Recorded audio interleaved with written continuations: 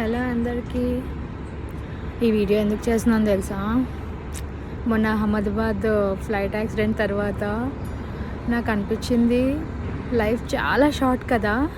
ఇప్పుడు ఫ్లైట్లో ఎక్కిన వాళ్ళు ఫ్లైట్ యాక్సిడెంట్ అయిపోయారంటే ఒక అర్థం ఉంది. మెస్లో కూర్చొని భోజనం చేస్తున్న వాళ్ళు పోయారంటే చాలా అన్ప్రెడిక్టబుల్ అయిపోయింది కదా. సో లైఫ్ ఇంత షార్ట్ అయిపోయింది కాబట్టి మనం ఏం చేయాలి చెప్పండి?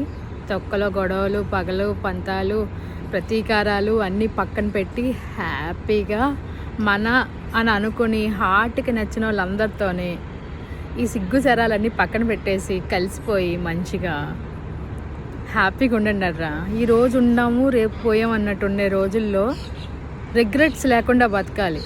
అర్థమవుతుందా మీకు? నా మాట విని ఈ పంతాలన్నీ వదిలేయండి, హ్యాపీగా లవ్లీగా ఉండండి. Okay, bye.